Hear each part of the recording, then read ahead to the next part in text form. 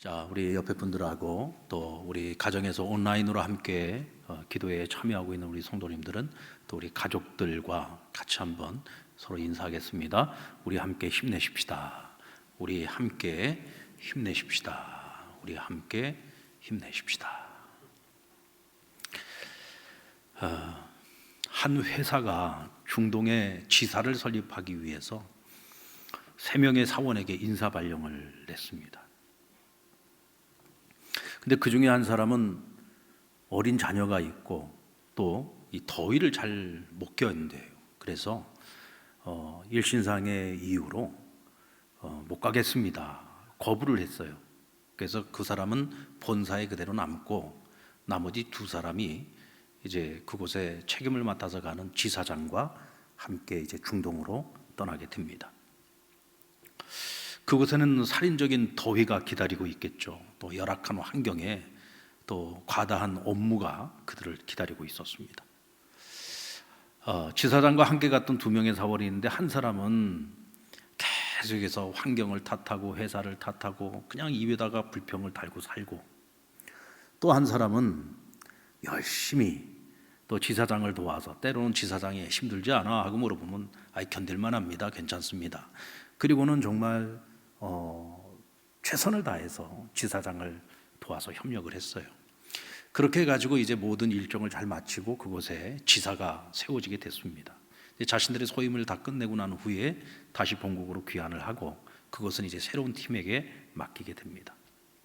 근데 나중에 돌아가서 보니까 그때는 몰랐는데 그들을 인솔해서 갔던 그 지사장이 알고 보니까 회장의 아들이었어요.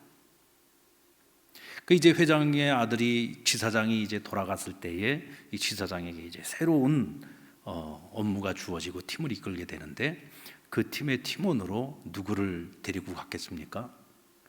입에다가 불평을 달고 살았던 사람일까요? 아니면 혼신의 힘을 다해서 협력했던 직원일까요? 예, 여러분들 눈빛만 봐도 알겠습니다. 분명히 열심히 정말 최선을 다해서 그 자리에서 불평 없이 일했던 그 사원을 자기 동역자로 데리고 가지 않았겠습니까? 그 사원은 훗날 회사의 중역까지 올라갔다고 합니다. 그에게 중동 파견 근무는 훈련이면서도 기회였던 거죠. 여러분, 기회라고 하는 것이 주어지는 것입니까? 아니면 만드는 것입니까? 사실 이런 질문은 좀 웃기는 질문이죠. 왜냐하면 이 2가지를 다 포함하고 있는 게 기회입니다. 기회라고 하는 것은 주어지기도 하지만 또 만들어지기도 하는 거예요. 어떤 기회가 주어졌을 때 그 기회를 성공의 기회로 만드는 거는요, 그냥 주어지기만 해가지고 기회가 성공으로 이어지는 건 아니죠. 그 사람이 어떤 마음과 어떤 태도를 가지고 그 기회의 때를 보내느냐에 따라서 결과는 완전히 달라질 수 있는 겁니다. 그래서 그 사람이 가지고 있는 준비되어진 자질, 그 자질이 주어진 기회를 성공의 기회로 만들 수 있다는 거죠. 영적인 삶도 이와 마찬가지라고 저는 생각합니다. 우리가 살아가다 보면 우리 인생 중에 우리가 원치 않는 광야를 만날 때가 있어요. 사실은 우리가 광야길을 원해서 가는 사람이 누가 있겠습니까? 우리가 지금 금년 한 해 벌써 지금 이제 2월 달부터 시작해서 지금 이제 9월 지나고 10월 달이니까 거의 지금 한 8개월을 원치 않는 광야길을 지금 걸어가고 있는 거잖아요. 근데 이 원치 않는 이 광야길을 걸어가면서 어떤 사람들은 미리 겁을 먹고 포기해버리는 사람이 있을 것이고, 어떤 사람은 그 광야길 가는 내내 불평을 쏟아내는 사람이 있을 것이고, 어떤 사람은 그 광야길이기는 하지만 그래도 하나님 지금 나와 함께 하신다는 그 믿음을 가지고 하나님을 의지하면서 끝까지 견뎌내고 이겨내고 그 길을 완주하는 사람이 있을 거란 말이죠. 하나님께서 허락하신 광야라면 그 광야길을 걷고 있는 우리의 모습을 하나님이 지켜보시지 않겠습니까? 그리고 광야길이 끝난 그 이후에 그들에게 주어지는 결과는 분명히 다를 것입니다. 어떤 이에게는 보상이 따르기도 할 것이고, 어떤 이에게는 책망이 따르기도 할 것이고, 어떤 이는 아예 떨어져 나가는 이들도 있을 거라는 거죠. 자, 오늘 본문은 우리가 너무나 잘 알고 있는 말씀입니다. 바울이 신라와 함께 빌립보에 가서 이제 복음을 전하다가 한 계집 여종 아이를 만나는데 이 아이는 점을 치는 아이였습니다. 그리고 이 아이 뒤에는 많은 포주들이 있었어요.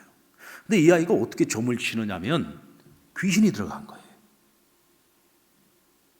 그 바울이 이 아이를 보고 너무 불쌍한 거예요. 그래가지고는 바울이 예수 그리스도의 이름으로 이 여자아이 안에 있는 귀신을 내쫓았습니다. 근데 문제는 뭐냐면 이 포주들이 자기들의 돈줄이었거든요. 이 아이가 귀신이 들리든 안 들리든 그거 전혀 상관이 없어요. 이 여자아이가 행복하든 불행하든 이거 전혀 상관이 없어요. 이 여자아이를 이용해서, 귀신 들린 이 아이를 이용해서 자신들의 호주머니를 채우는 것이 그들의 유일한 목적이었단 말이죠. 근데 귀신이 떠나가 버리고 나니까 이 여자아이가 정상이 된 거야. 정상이 되니까 점을 못 쳐 돈줄이 끊긴 거예요. 그래가지고 그들이 대노해가지고 바울과 실라를 거짓 누명을 뒤집어 씌워가지고 고발을 한 겁니다. 그 바람에 바울과 실라가 죽도록 매를 맞고 감옥에 갇히게 됩니다. 아무런 재판 절차가 없었어요. 단지 그들의 말만 듣고 이 판결을 내리는 자, 이들이 그들을 매질을 해가지고 감옥에 집어넣은 겁니다. 그것도 지하 감옥에다 집어넣은 거예요. 팔과 다리에는 다 착고를 채웠습니다. 온몸이 만신창이가 됐습니다. 그런 가운데서도 바울과 실라는 하나님께 기도를 드리고 감사의 찬양을 드렸어요. 그러자 기적이 일어납니다. 갑자기 감옥 안에 지진이 일어났어요. 그리고는 옥문이 열립니다. 팔과 다리 착고를 다 채워놨는데 이 메인 것이 다 풀렸다고 했어요. 기적이 일어난 거죠. 근데 그것을 지키고 있던 간수장이 막 지진이 일어나고 옥문이 다 열리고 막 착고가 풀리고 하니까 죄수들이 다 도망을 간 줄 알고 나중에 그 책임을 물어서 자신이 처벌받을 것을 걱정을 하고 두려워했어요. 그래서 스스로 칼로 목숨을 끊으려고 하는데 그것을 알고 바울이 크게 소리치면서 그것을 멈추게 합니다. 뭐라고 했습니까? 내 몸을 상하게 하지 말라. 내 몸을 상하게 하지 말라. 우리가 다 여기 있다. 우리 도망치지 않았어. 그러니까 내 몸을 스스로 상하게 하지 마. 간수는 그것을 다 확인하고 난 후에 정말 어안이 봉봉한 상태였겠죠. 엎드렸습니다. 그리고는 바울에게 묻습니다. 내가 어떻게 하여야 구원을 얻을 수 있겠습니까? 그러자 바울이 주 예수를 믿으라. 그리하면 너와 내 집이 구원을 얻을 것이다. 이 간수는 바울과 실라를 데리고 자기 집으로 갑니다. 그리고 자기 집 안에 있는 모든 사람들을 다 불러다 놓고 바울로부터 하나님의 복음의 말씀을 듣게 됩니다. 그리고 간수장의 그 집안 가족들은 오늘 보니까 모두가 다 들었는데 그 중에 가족들은 전부 예수를 영접하고 바울로부터 세례를 받았다고 했어요. 그래서 바울과 실라를 상처난 곳을 다 씻기고 또 상처난 부분 환부를 치료해주고 또 그들을 위해서 음식을 준비해서 함께 음식을 먹고 그리고 성경에 보니까 그 집안에 기쁨이 넘쳤더라라고 말씀하고 있습니다. 여러분 이게 놀라운 일 아닙니까? 그렇죠? 놀라운 일, 우리 하도 많이 들은 이야기라서 우리는 그 스토리 다 알고 있어 하지만 내가 지금 처음 듣는 이야기라고 생각을 해보세요.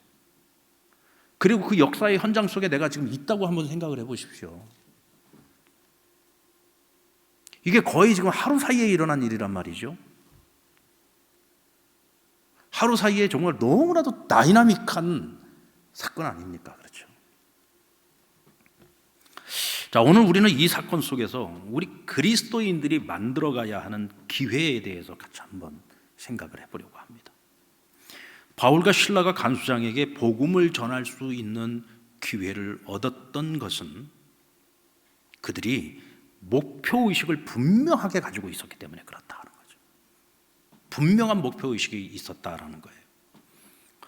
여러분 바울은요 로마의 시민권을 가지고 있는 사람이었습니다. 그래서 이제 나중에 모든 일이 다 벌어지고 난 후에 이 간수장의 상관들이 간수장을 불러가지고 바울과 실라를 빨리 내보내라고 얘기를 하죠. 그러니까 바울이 그 얘기를 듣고 뭐라고 하냐면 자 이제 우리 한번 좀 따져보자. 나는 로마의 시민권을 가지고 있는 사람이다. 근데 너희들 나 지금 재판 절차 다 거쳤냐? 내가 죄가 있는지 없는지에 대해서 제대로 판결을 하고서 우리를 체벌을 하고 우리를 감옥에 가둔 거냐? 내가 누구냐? 나 로마의 시민권을 가지고 있는 사람이야 하고 그제서야 로마 시민권을 딱 내민 거예요. 그러면서 난 그냥 못 나가. 내가 나가기를 정말 원한다면 너희 상관들이 직접 와가지고 우리를 데리고 나가, 이렇게 된 거예요. 큰 소리 뻥뻥 치는 거죠. 이 얘기는 무슨 얘기냐면 바울과 실라가 그렇게 맞지 않아도, 감옥에 갇히지 않아도 되는 카드를 가지고 있었단 말이에요. 근데 바울이 그 카드를 쓰지 않았어요. 매 맞을 것 다 맞고 옥에 갇힐 것 다 갇히고. 왜 그랬을까라고 하는 것을 우리가 생각을 해봐야죠. 그것은 뭐냐? 뚜렷한 목표의식이 있었기 때문이다. 그 뚜렷한 목표의식이 뭐냐? 이 사건과 관련된 모든 사람들에게 복음을 전할 기회를 얻고자 했다는 겁니다. 왜냐하면 그들의 사명이 복음 전하는 거예요. 복음 전하려고 빌립보까지 온 겁니다. 복음을 전하는 과정에서 계집 요정 안에 있는 그 귀신을 내쫓았던 거고요. 그럼 선한 일을 한 것 아닙니까? 그리고 감옥에 갇혔는데 모든 것이 무엇을 향하고 있느냐? 복음 증거에 지금 모든 것이 목표가 있는 거예요.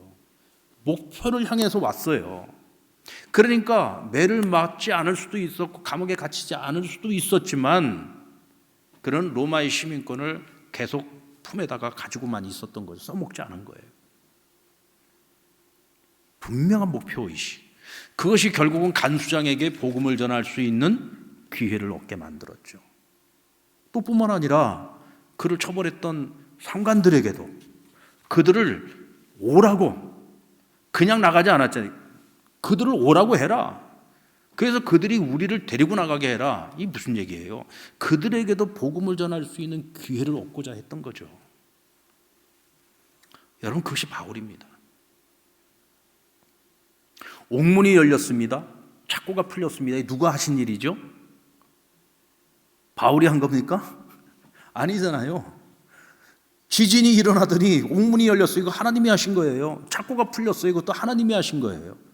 그것은 무슨 얘기냐? 하나님께서 그들을 구출하시기 위해서 하신 겁니다.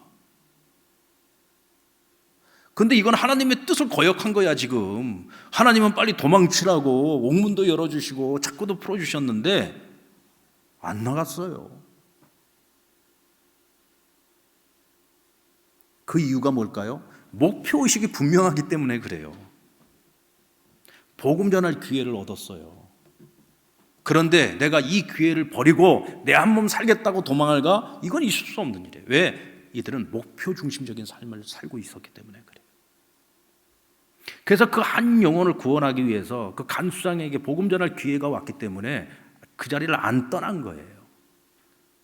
그럼으로써 하나님께서는 어떻게 했습니까? 간수장과 그 집 사람들 전부를 구원에 이르게 만들었고.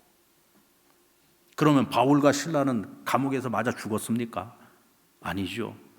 그 상관들이, 책임자들이 와가지고 직접 모시고 데리고 나갔습니다. 바울은 그들에게 분명히 복음 전할 기회를 얻어서 그들에게도 복음을 전했을 것이라고 저는 믿습니다. 얼마 전에 영국 프리미어 리그 토트넘에서 주전 공격수로 뛰고 있는 우리 손흥민 선수가 여러분 웨스트햄이라고 하는 팀하고 경기를 해가지고요 4골을 집어넣었어요. 4골. 별로 놀라지도 않네. 영국 프리미어 리그에서 아시아 선수가 이렇게 뛰는 선수가 몇 명 있지도 않을 뿐더러 한 경기에서 정말 한 골을 넣는 것도 기적 같은 일인데 한꺼번에 4골을 넣었다니까요. 지금까지 역사상 그런 예가 없어요. 지금 최초로 있었던 일이에요. 4골을 4골. 3골을 넣는 것을 해트트릭이라고 하는데 4골을 넣었어. 이거는 뭐라 그래요? 네트트릭이라고 해야 되나? 하여튼 4골을 넣었어요. 그리고는 그 다음 경기가 첼시와의 경기였는데 이 첼시하고도 또 해가지고 1골을 넣었어요. 도움도 있었고요. 그리고 가장 최근에 맨체스터 유나이티드라고 하는 팀하고 붙었는데 지금 그 팀은 영국 전체 리그에서 프로리그에서 한 지금 1, 2위를 다투는 그런 팀인데 그 팀과의 경기에서 6대1로 이겼어요. 6대1로 이겼어요. 겉봐 또 안 놀래. 6대1로 이겼다니까. 근데 그 6골 중에 2골을 손흥민 선수가 또 넣었어요. 지금 영국이 발칵 뒤집어졌습니다. 아시아 선수치고는 꽤 잘한다라고 했던 손흥민이 이제는 정말 진정한 월드 클래스. 이제는 뭐 거의 뭐 호나우두 같은 그런 선수의 레벨로 올라간 거예요. 여러분 굉장히 자랑스럽지 않습니까? 예. 솔직히 요즘 뭐 우리나라 자랑할 게 하나도 없어요. 근데 진짜 이 정말 29밖에 안 되는 이 젊은 선수가 진짜 우리 이 힘들고 어려운 이 시기에 다들 어렵게 살아가고 있는 우리 한국 국민들에게 얼마나 기쁨을 주는지 모릅니다. 자부심도 주고요.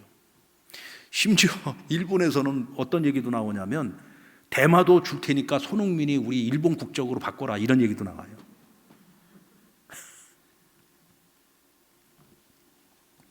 자, 그런데 전 양반이 또 왜 갑자기 축구 얘기를 하나?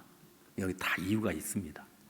근데 사실 여러분 지난번에 손흥민 선수가 웨스트햄과의 경기에서 4골을 넣기 전까지 그 전 경기까지만 하더라도요 이 토트넘이라고 하는 이 팀이 희망이 없었어요. 희망이 없었어. 그래서 완전히 저물어가는 팀으로 미래가 보이지 않는 팀으로 그렇게 혹평을 받고 있었습니다. 그렇다고 해서 선수들이 갑자기 확 바뀐 것도 아닙니다. 근데 갑자기 웨스트햄 이 경기서부터 시작해서 이 팀 플레이가 완전히 바뀌더니 이게 뭐 갑자기 경기력이 너무 좋아진 거예요. 근데 거기에 이유가 있어요. 이게 이제 말하자면 그 감독, 무리뉴 감독의 전술인데 본래 토트넘의 최고 스타는 해리 케인입니다. 이 해리 케인과 이 손흥민이 거의 이제 이 토트넘의 공격을 전체적으로 이끄는 투톱이라고 할 수 있고 그 중에서도 원톱이 누구냐면은 해리 케인 선수예요. 이 해리 케인 선수는 영국인들한테 굉장히 인기가 좋습니다. 그리고 간판 스타예요. 이 토트넘의 가장 대표적인 간판 스타. 그래서 모든 공격의 핵심이죠. 그리고 골을 제일 많이 넣는 선수예요. 그래서 대부분의 선수들이 공을 잡으면은 골을 넣도록 케인한테 주로 공을 많이 쏴준단 말이죠. 이걸 어시스트라고 얘기를 하는데, 그런데 이 웨스트햄과의 경기에서부터 갑자기 케인이요 포지션이 갑자기 바뀌어버렸어요. 분명히 원톱으로 나왔는데 최전방에 있지 않고 자꾸 미드필더라고 해서 중간 지역 쪽 약간 뒤로 쳐지면서 공을 어시스트 해주는 역할로 갑자기 바뀌어버린 거야. 그러니까 상대편 진영에서 전혀 예측을 못한 거죠. 그러면서 이 케인 선수가 4번씩이나 어시스트를 해줬는데 손흥민 선수가 그 어시스트를 한 번도 놓치지 않고 전부 골로 연결시킨 거예요. 어시스트라고 하는 거는 골이 들어갔을 때 어시스트로 인정이 돼요. 아무리 기가 막히게 어시스트를 해줘도 골을 못 넣으면 이건 어시스트로 쳐지질 않아요. 도움으로 들어가지 않는단 말이에요. 근데 손흥민 선수가 단 한 번도 실수하지 않고 전부 4골을 다 넣어버린 거야. 그 바람에 케인 선수는 4개의 도움을 자기 걸로 얻은 거고 손흥민 선수는 4골을 넣은 거고 둘이요 얼마나 기가 막히게 콤비를 맞추는지 몰라. 근데 지금까지는 주로 손흥민 선수가 어시스트를 많이 해줬는데 이번에는 케인 선수가 어시스트를 해줘가지고 손흥민이 골을 다 넣어버린 거예요. 제가 지금 무슨 얘기를 하려고 하냐면 이 경기가 끝나고 난 다음에요 대부분의 기자들이 전부 누구에게 몰렸겠습니까? 인터뷰하려고. 4골을 넣었으니까 손흥민이한테 전부 다 간 거야. 그래가지고 막 전부 인터뷰를 하고 있는데 이때 무리뉴 감독이 와서 장난처럼 와가지고 뭐라고 얘기했냐면 오늘의 MVP는 케인이다 그리고 가버린 거예요. 여러분 기분 좋아요 나빠요?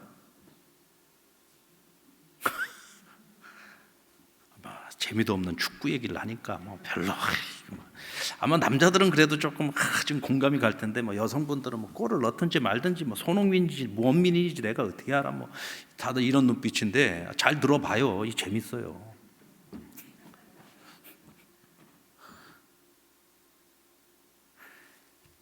한국 국민들이요 무리뉴 감독의 그 발언을 듣고 막 흥분을 했어요. 어떻게 지금 이 상황에서 말이야 케인이 MVP라는 말을 할 수가 있어. 그리고 이제 흥분을 했어요. 근데 사실은 무리뉴 감독의 얘기가 틀린 얘기가 아니에요. 조금 기분은 나쁘지만 손흥민 선수가 정말 잘했고 진짜 잘한 거예요. 아무리 어시스트를 잘해도 골을 못 넣는 경우가 거의 다반사예요. 워낙 잘하기 때문에 내 골이나 나온 거죠. 그렇지만 게임 전체를 봤을 때에는 게임의 전체적인 흐름을 확 바꿔버린 건 누구냐면 케인이에요. 사실은 케인은 이미 이 팀에서 인정해주고 모든 사람들이 다 인정해주는 이 팀의 간판 스타요 주 공격수입니다. 프로 선수라면 누구나 다 그 게임에서 MVP가 되고 싶겠죠. 스포트라이트를 받고 싶겠죠. 가장 많은 골을 넣고 싶은 건 그건 당연한 이치일 겁니다. 그런데 충분히 자기가 누릴 수 있는 것이었지만 그러나 감독의 지시를 받아서 팀 전체의 승리를 위해 뒤로 물러나서 어시스트를 해주는 역할을 바꿔버린 거예요. 만약에 내가 그래도 내가 주 공격수인데 내가 골을 넣어야지 어떻게 날 보고 어시스트를 하라고 할 수 있어? 그리고 만약에 함께 희생적인 플레이를 하지 않았다면 절대로 그런 기적은 일어나지 않았을 겁니다. 그런데 그 게임 이후로 계속해서 보여지는 모습이 케인이 뒤로 약간 물러나면서 계속 손흥민에게 어시스트를 해주는 역할로 바뀌면서 지금까지 토트넘 팀이 보여주었던 어떤 경기력보다도 좋은 경기력을 지금 계속 보여주고 있다. 여러분 내가 지금 무슨 얘기를 하려고 지금 이렇게 축구 얘기를 길게 하는지 여러분들 대충 이해가 가시죠? 목표의식이 분명한 사람은요 자기를 희생할 수 있어요. 축구 경기는 팀이 같이 하는 경기예요. 혼자 하는 경기가 아닙니다. 서로가 손발을 맞춰야 돼요. 여기에서 자기만 생각하면 절대로 좋은 결과가 나올 수 없죠. 팀의 승리를 위해서는 때로는 내가 자기를 내려놓고 희생할 필요가 있어요. 그런 결단이 없으면 절대로 승리라고 하는 결과를 가져오기가 어렵다는 얘기죠. 그런데 자기를 희생했더니 어떤 일이 일어나요? 팀이 승리를 하면서 누가 스포트라이트를 받아요? 손흥민이만 스포트라이트를 받는 것이 아니라 케인이 오히려 더 부각이 되고 케인이 더 스포트라이트를 받게 되는 거예요. 한마디로 말해서 같이 윈윈해버리는 거죠.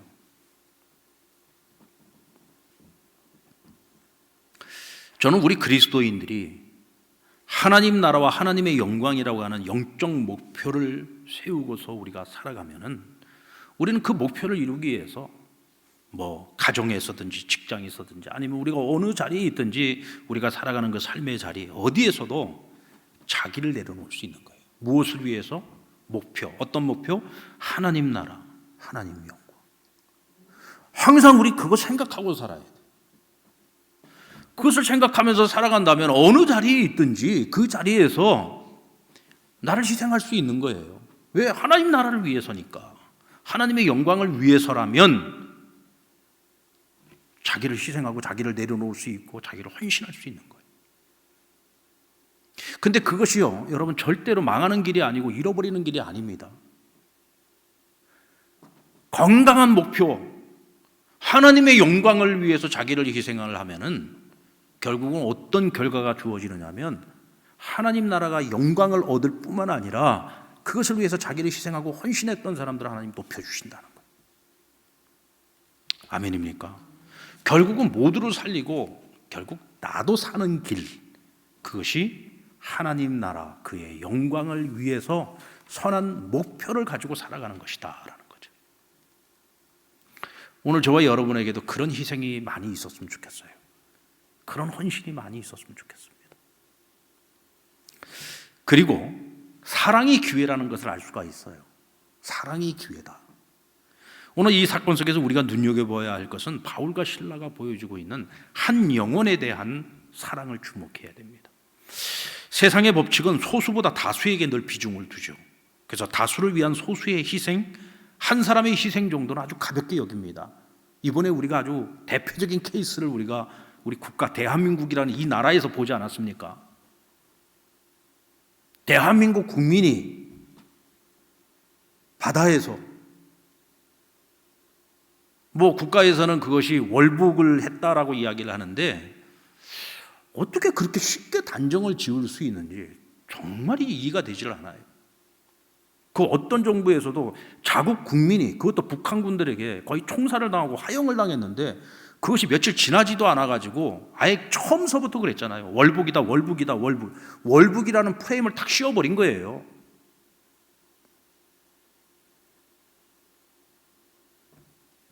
그러면서 이 한 사람의 희생을 통해서 국가가 안전하고 국민들이 안전하고 대북 관계가 문제가 생기지 않고 평안하게 갈 수 있다면, 이런 논리를 내세우면서 우리 국민의 죽음을 그냥 월북으로 프레임을 탁 씌워버렸다는 거, 이거 정말 용납이 안 되는 거예요.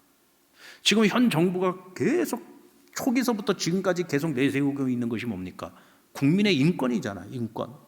그 국민의 인권을 보호하겠다고 해가지고 차별법까지 만들어가지고 동성애를 갖다가 합법화시키려고 하고, 지금 그런 정부 아닙니까? 그런데 어떻게 그 국민의 인권을 갖다가 그렇게, 이건 있을 수 없는 일이죠. 이건 저는 이율배반이라고 생각합니다. 말과 행동이 너무 달라요. 내로남불이라는 말도 요즘 많이 쓰지 않습니까? 국가는 어떤 경우에도 국민 단 한 사람의 생명도 절대로 소홀히 여겼으면 안 되죠. 이것이요, 여러분, 분명히 헌법 정신입니다. 헌법 정신이 어떤 법도 국민의 안전과 국민의 생명, 그거보다 우선할 수 없는 거예요. 바울은 옥문이 열리는 순간에 스스로 자결하려고 하는 이 간수장, 한 사람이었습니다. 그런데 그 한 사람을 살리기 위해서 자신의 안전을 포기한 거예요. 자신의 자유를 포기한 겁니다. 내 몸을 상하게 하지 말라. 우리가 다 여기 있다. 한 사람의 생명을 천하보다도 귀하게 여기는 그 마음은 누구의 마음입니까? 주님의 마음이잖아요. 바울과 실라에겐 그 마음이 있어요. 한 생명을 천하보다 귀하게 여기는 마음, 한 영혼의 구원. 그 한 사람, 그 한 영혼을 사랑하고 구원하는 일을 천하보다도 귀하게 여긴 거예요. 그래서 자신들의 안전과 자신들의 자유를 포기할 수 있었던 거죠. 그런데 이 한 영혼을 사랑하는 그 마음이 결국은 빌립보에 새로운 동력자를 세우는 기가 막힌 기회를 만들어내게 되었다는 겁니다. 여러분들 기도하는 손이라는 그림을 보셨죠? 보면은 이 명화로도 나와 있고 또 이렇게 조각으로도 나와 있고, 기도하는 손 많이들 보셨을 거예요. 근데 이 기도하는 손을 보면은요, 이 남자 손이에요, 여자 손이에요? 예쁜 여자 손이 아닙니다. 아주 거친 남자의 손이에요. 게다가 손가락 하나는 옆으로 구부러져 있어요. 그 그림의 유래가 이렇습니다. 이탈리아의 어느 농촌에 두 청년이 있었는데, 한 청년은 피아노를 굉장히 잘 치고 또 한 청년은 그림을 잘 그렸어요. 이 두 청년이 의기투합해가지고 우리 로마에 가서 공부를 해서 우리가 훌륭한 피아니스트가 되고 화가가 되자. 같이 로마로 갔습니다. 생활비도 비싸고 학비도 비싸잖아요. 둘이서 같이 그냥 아르바이트 하면서 일해가면서 그렇게 공부를 하는데 이게 도저히 성적이 오르지도 않고 뭐가 아무것도 안 될 것 같은 거예요. 그래서 둘이서 같이 계획을 세우기를, 한 사람이 공부하는 동안 1년 동안 한 사람은 일을 해서 한 사람은 서포트 해주자. 그리고 1년 공부가 마치고 나면 순서를 바꿔가지고 그동안 일했던 사람이 학업을 진행을 하고 또 한 사람은 이 사람을 도와줄 수 있도록 일을 하자. 서로 약속을 했어요. 그렇게 해서 그림을 그리는 친구가 먼저 공부를 하게 되고 피아노를 치던 친구는 식당에 가서 일을 하게 됩니다. 1년 동안 열심히 그림을 그리는 친구 이제 공부에만 전념을 하다 보니까 점점 더 실력이 늘었어요. 그리고 이제 1년이 지나고 이제 자신이 일을 해야 될 차례가 된 거예요. 그래서 친구 보고 친구야 그동안 1년 동안 고마웠다. 이제는 네가 가서 공부해라. 내가 일해서 도와줄게. 그랬더니 피아노를 치던 친구가 말합니다. 이보게 친구, 나 1년 동안 식당에서 일하다가 손 다 버렸어. 이제 손이 너무 굳고 손이 너무 거칠어져서 이 손으로 내가 더 이상 피아노를 칠 수 없을 것 같아. 그러니까 어차피 자네가 먼저 공부를 했고 지금 한참 실력이 늘고 있는 중에 있으니까 자네는 계속 공부해. 내가 친구가 졸업할 때까지 도와줄게. 그래서 이 친구는 계속 그림에 정진할 수 있었고 이 피아노를 치는 친구는 결국 피아노를 포기하고 이 친구를 위해서 식당에서 일하면서 자기를 희생해서 이 친구를 훌륭한 화가로 길러냅니다. 어느 날 집에 갔어요. 피아노 치는 그 친구가 먼저 집에 들어와서 혼자 기도를 하고 있는 모습을 보게 됩니다.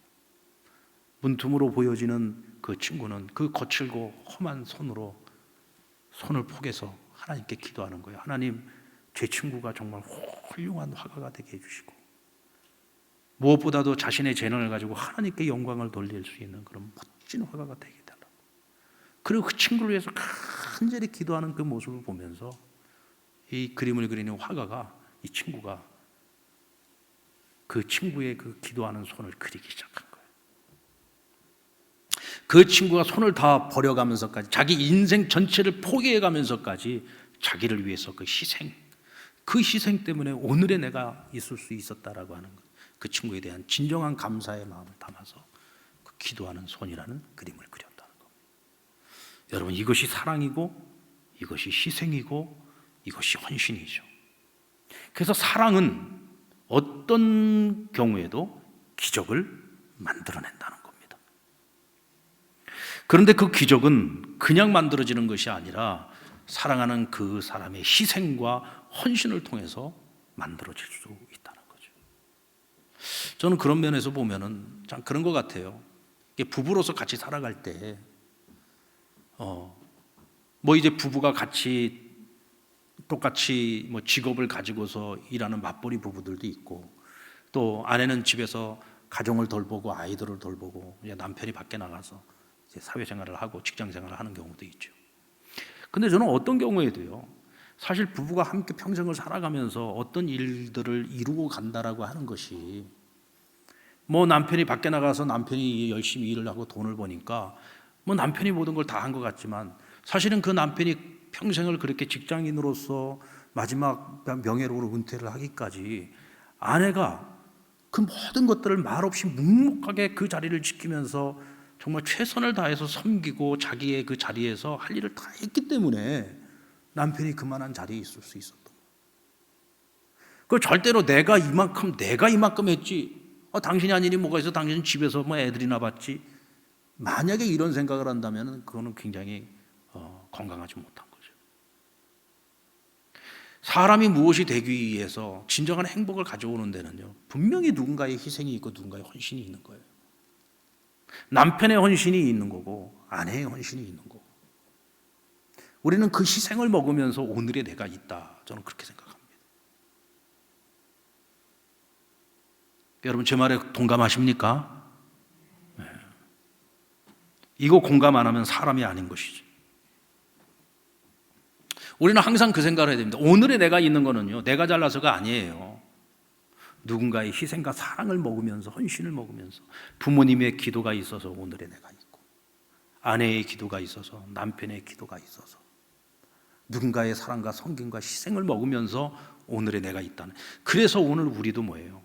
하나님의 사랑으로 우리가 구원을 얻은 것처럼 우리도 그 하나님의 사랑을 가지고 사랑해야 되는 거예요. 내가 마땅히 사랑해야 될 사람도 사랑해야 되고, 사랑할 수 없는 사람도 사랑하고 섬길 수 있어야 되고요. 나와 관계없는 사람이지만 그래도 하나님 내게 그를 사랑하고 섬기라는 마음을 주시면 섬겨야 되는 거예요. 여기서 여러분, 기적은 일어나는 줄로 믿습니다. 바울은 모든 은사 가운데 가장 큰 은사를 사랑의 은사라고 했습니다. 하나님의 사랑이 우리를 살렸고 그 사랑의 빚을 지은 우리가 하나님의 사랑으로 또 다른 사람을 사랑해야 하는 것이죠. 그리고 그 사랑의 결정체가 뭐냐? 복음 전환과 구원의 열매로 나타났다는 겁니다. 이것이 오늘 이 본문의 사건에 주는 중심 메시지입니다. 그리고 많은 것을 내려놓으면 내려놓을수록 기회가 많아집니다. 오늘 본문의 사건이 그걸 우리에게 말씀해 주고 있어요. 많은 것을 내려놓을수록 더 많은 기회가 우리에게 찾아온다. 경제학에 보면은 기회 비용이라는 용어가 있습니다. 기회 비용. 이게 뭐냐면 우리가 어떤 선택을 하려고 할 때에는 이 선택을 위해서 내가 포기해야 되는 것이 있는데 내가 포기해야 되는 그것들 가운데에서 가장 높은 가치가 있는 그것이 뭐냐? 기회 비용이라는 거예요. 다시 말하면 내가 A라고 하는 것을 선택하기 위해서 내가 가지고 있는 것들 중에서 가장 가치 있는 B를 내가 포기해야만 A를 내가 선택할 수 있는 거예요. 그런데 내가 A를 선택하기 위해서 과연 내가 이 B라고 하는 이렇게 좋은 가치, 내가 가지고 있는 것 중에 최고의 가치가 있는 것인데 이거를 포기하면서까지 내가 이 A를 선택을 할 만큼 A가 가치를 가지고 있느냐, 이걸 우리가 잘 따져보고 결정을 내려야 되겠죠. 그래서 후회 없는 결정을 내리려면 이 가치를, 비용 가치를 잘 비교를 해보고서 우리가 결정을 내려야 된다는 거예요. 바울은 복음을 따르고 주님이 주신 사명을 따르는 그 길을 선택하기 위해서 너무나 많은 것, 세상의 관점에서 볼 때는요, 정말 바울이 가지고 있는 것들은 최고의 것들이었습니다. 어느 것 하나도 허접한 게 없었어요. 그런 금수저 물고 태어난 사람은 아닙니까? 그가요, 그냥 그대로만 살아왔었으면은요, 아버지 재산 다 물려받아가지고 부유하고 풍요로운 삶을 살아갈 수 있었습니다. 세상적으로 보면 부귀영화 다 누리면서 살 수 있는 사람이었어요. 근데 그거 다 포기합니다. 왜요? 복음의 길을 가야 되니까. 이방인의 사도로서의 길을 걸어가야 되니까. 하나님 나라를 위해서 살아가야 되니까 그걸 다 내려놓은 거예요. 그는 유대인으로서 바리새인이었고 기득권자였습니다. 근데 그 기득권 다 포기했습니다. 로마의 시민권, 그 시민권이 가지고 있는 능력이 얼마나 대단한 겁니까? 그런데도 그 권리를 하나도 누리지 않았습니다. 다 내려놨습니다. 그가 세상에서 배운 그 많은 지식들, 그거 다 배설물로 여겼잖아요. 세상으로부터 주어지는 명예 다 내려놨습니다. 근데 이것들이요, 그냥 허접한 것들이 아니라니까요. 당대에 정말 가장 가치 있는 것들을 그건 다 가지고 있었던 사람인데 복음 하나를 위해서 그걸 다 포기한 거야. 다 내려놓은 거예요. 왜 그랬을까요? 복음은 그 어떤 비용 가치를 지불한다고 할지라도 그것은 할 만한 선택이기 때문에 그런 거예요. 왜? 내가 가지고 있는 세상의 그 어떤 것들도 예수 그리스도의 복음과는 비교할 수가 없어. 그래서 어떤 비용 가치도 내가 지불할 만한 가치가 있어, 이 복음은. 그러니까 이 빌립보 감옥에서도 복음을 전하는 이 일을 위해서 내가 어떤 것도 포기할 수 있는 거예요. 심지어 내 목숨조차도 포기할 수 있는 거예요. 복음을 위해서. 복음을 위해 어떤 비용 가치도 내가 지불하겠다는 이런 마음, 이런 생각을 가지고 있다 보니까 복음을 전할 수 있는 기회가 자꾸 만들어지고 자꾸 찾아오는 거죠. 왜냐하면 생각이 단순해지거든. 복음을 전할 수 있는 기회를 얻고자 하는 목표를 가지고서 지금 이 모든 일들이 진행이 되고 있잖아요. 근데 그 속에서 그것만 생각하는 거야. 그러니까 어떤 선택의 순간에도 어떤 비용 지불도 할 수 있는 거죠. 그것이 내 목숨일지라도, 내가 누릴 수 있는 자유일지라도, 평안함과 안락함과 안전이라고 할지라도 그거 다 내려놓을 수 있다는 거예요. 근데 사람이 있잖아요. 이 신앙적인 목표뿐만 아니라 우리 삶의 모든 영역에서 저는 이것이 똑같이 적용될 수 있다고 생각합니다. 아직도 버릴 것이 너무 많아. 포기해야 될 것들이 아직 많이 남아 있어요. 그러면 우리 인생이 참 복잡해집니다. 어떤 선택의 기회, 좋은 기회가 찾아와도요, 이 기회 비용이라고 하는, 내가 이것을 잡기 위해서 이 기회 비용을 지불해야 되는데 이걸 내려놓기가 너무 힘든 거야. 왜? 너무 이것들이 귀한 것들이고 너무 이거 버리기에 너무 아까운 것들이니까. 그러니까 이걸 너무 많이 가지고 있으면은요, 좋은 기회가 와도 이거 다 놓치게 된다니까요. 비용 지불이, 기회 비용을 지불하는 것이 이게 마음처럼 쉽게 되질 않아요. 분명한 것은 이 내가 선택해야 되는 이 A라고 하는 이것이 정말 그 어떤 것을 내가 비용을 다 지불한다고 할지라도 이것은 내가 꼭 반드시 잡아야 되겠다라고 하는 이 확고한 믿음이 있어야 돼. 바울은 우리에게 그것이 복음이라고 말해주고 있는 거죠. 오늘 저와 여러분이 그리스도인으로 살아간다면 우리에게 있어서 가장 최고의 가치가 뭐냐? 진주장사가 세상에서 단 하나밖에 없는 최고의 진주를 발견했을 때 자신이 가진 모든 것을 다 팔아서 그 하나와 맞바꿨던 것처럼, 그렇죠? 이게 뭐냐면 기회비용이에요. 오늘 저와 여러분에게 그 마음이 있으면 좋겠어요. 이 마음을 가지고 살아갈 때 오늘 우리에게도 지금이 기회가 될 수 있어요. 지금이. 여러분이 지금 살아가고 있는 삶의 목표, 여러분의 삶의 목표가 뭡니까? 그 삶의 목표가 여러분들이 분명하시면은요, 지금이 기회예요.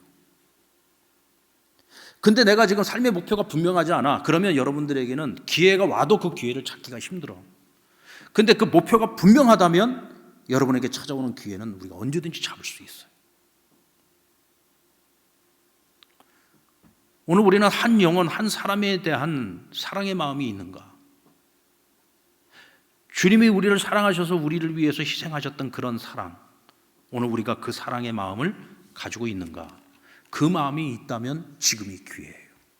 왜? 그런 마음을, 그런 사랑의 마음을 가지고 살아가는 사람에게는 언제든지 기회가 찾아오고 그 기회를 잡을 수 있기 때문에 그래요.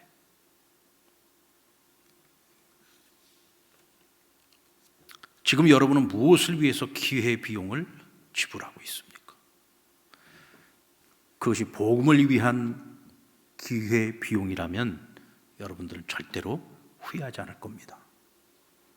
그것을 우리보다 먼저 앞서 살았던 믿음의 선진들이 우리에게 그것을 가르쳐 주었습니다. 그래서 우리도 지금 복음을 위해 열심히 믿음의 삶을 살아가고 있는 것이죠. 여러분, 지금은요, 우리가 환경과 여건을 탓할 때는 아닌 것 같아요. 왜냐하면 복음을 전함에 있어서 바울을 보십시오. 바울 앞에 항상 복음 전할 수 있는 기회가 막 날마다 열려 있었던 건 아닙니다. 그래서 바울이 교회들에게 자기를 위해서 기도해 달라고 부탁을 할 때 항상 무엇을 위해서 기도해 달라고 했습니까? 복음 전할 기회를 얻게 해달라고 기도에 요청을 합니다. 그러니까 그만큼 복음 전할 수 있는 기회가 많지 않다는 거예요.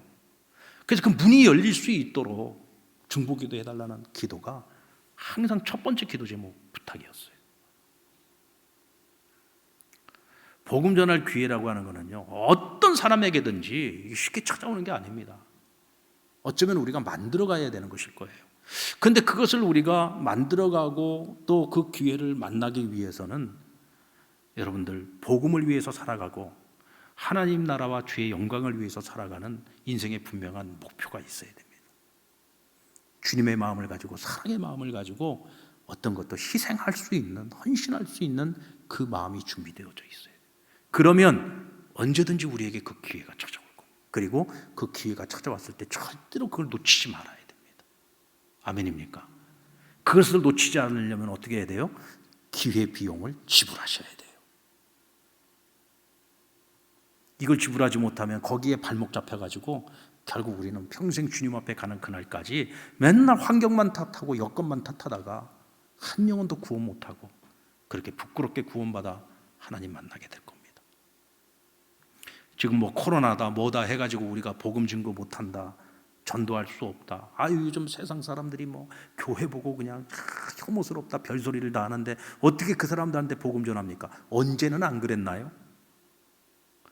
요즘 여러분들 인터넷 댓글에 보면은 뭐 인터넷 SNS에 보면은 뭐 기독교를 개독교다 뭐 온갖 욕설을 갖다가 난무하는 사람들이 있어요. 그 사람들은요, 코로나 이전에도 그랬고요, 지금도 그러고요, 나중에도 그럴 사람들이에요. 그러니까 우리가 그런 거 보면서 막 마음이 상심하고 그럴 필요가 없어. 왜? 그들은 늘 그런 사람들이 그렇게 믿다 그렇게 하다가 지옥 가는 거예요. 뭐 지옥 갈 사람들 때문에 우리가 상처받으면 안 되잖아요. 그렇죠. 그런 사람들 때문에 우리가 주눅 들어가지고 복음 전하지 못해서 잃어버린 영혼들이 늘어난다면은 그게 우리가 가슴 아픈 일이고 그게 우리가 하나님 앞에 책망 들을 일 아니겠습니까? 그들이 욕하든지 말든지 그냥 냅둬요. 그냥 그렇게 살다가 죽으라래요. 지옥을 가든지 어쩌든지. 그거 어떻게 하겠습니까? 그러나 오늘 우리는 우리가 해야 할 일을 하는 거. 우리가 해야 할 일. 우리가 해야 될 일이 뭐예요? 복음 전하는 일이에요. 뭐 코로나 때문에 아니, 환경과 여건을 탓하지 말자고요. 우리가 하반기에는 저는 그렇게 생각합니다. 이제는 우리가 마음을 좀 먹자. 코로나 끝났다 생각하고, 아직은 뭐 끝나지 않았어요. 어쩌면 내년까지 갈 거예요. 그러나 우리가 할 거는 해야 되겠다. 하여간 우리가 대면을 못하면 비대면으로라도, 하여간 온라인으로라도 양육도 해야 되겠고 전도도 해야 되겠고, 하여간 우리가 비대면으로라도 할 수 있는 여러 가지 방법들을 강구해가지고 절대로 우리가 마땅히 해야 할 일을 핑계대고 안 해서는 안 되겠다. 방법을 찾아서 우리가 해야 할 일은 반드시 해야 되겠다. 그래야 우리가 하나님 앞에 섰을 때 부끄럽지 않고 우리가 이 세상을 살아가는 동안 믿는 자로서의 사회적 책임을 감당할 수 있지 않겠습니까? 이때 우리는 절대로 후회하지 않는 길을 걸어갈 수 있을 것입니다. 아멘입니까? 오늘 이 예배 가운데 하나님 주시는 말씀을 들으면서 오늘 여러분들에게 은혜가 있다면 오늘 그 기회는 지금이라는 사실을 잊지 마시고 오늘 내게 찾아오는 이 지금의 기회를 절대로 놓치지 않는 저와 여러분 될 수 있기를 주의 이름으로 축원합니다.